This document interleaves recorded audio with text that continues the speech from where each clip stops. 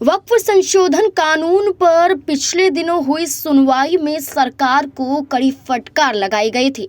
Supreme court के तहत केंद्र सरकार को फटकार लगाते हुए 7 दिन का अल्टीमेटम दिया गया था और ये तक कहा गया था कि वक्फ बोर्ड में ना ही नई नियुक्तियां होंगी और ना ही कोई बदलाव किया जाएगा। ऐसे में 7 दिन का समय पूरा हो चुका है। सुप्रीम कोर्ट में आज बड़ी सुनवाई है और सुनवाई से पहले केंद्र सरकार का पक्ष सुनने से पहले बड़ी सफाइयां पेश की जा रही हैं। दरअसल आपको बता दें कि वक्फ संशोधन अधिनियम की संवैधानिक वैधता को चुनौती देने वाली 5 याचिकाओं पर सुप्रीम कोर्ट में आज सुनवाई है। सुप्रीम कोर्ट ने 17 अप्रैल को इन याचिकाओं पर सुनवाई करते हुए वक्फ संपत्तियों को डिनोटिफाई करने, सेंट्रल वक्फ काउंसिल समेत बोर्ड्स में नई नियुक्तियों पर रोक लगा दी थी। सर्वोच्च न्यायालय ने इन याचिकाओं पर सरकार से जवाब मांगा था और याचिकाकर्ता को भी इस जवाब पर रिजाइंडर दाखिल करने के लिए समय दिया गया था।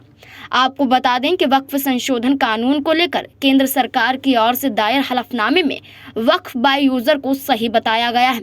अल्पसंख्यक मामलों के मंत्रालय की ओर से सर्वोच्च न्यायालय में दिए गए 1332 पेज के हलफनामे में पुराने वक्फ कानून के प्रावधानों का हवाला देते हुए कहा गया है कि वक्फ बाय यूजर सहित वक्फ संपत्तियों का रजिस्ट्रेशन साल 1923 से ही अनिवार्य है।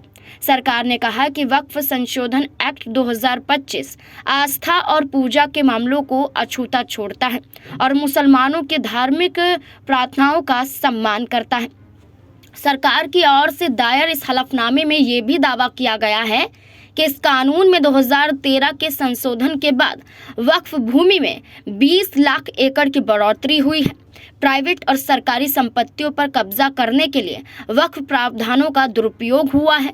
केंद्र ने सुप्रीम कोर्ट से वक्फ एक्ट के खिलाफ दायर याचिकाओं को खारिज करने का आग्रह किया और इसे वास्तव में चौंकाने वाला बताया कि 2013 के संशोधन के बाद औकाफ एरिया में 116% की बढ़ोतरी हुई है। केंद्र सरकार की ओर से दायर हलफनामे के जवाब में all India Muslim personal law board ने भी हलफनामा दायर किया।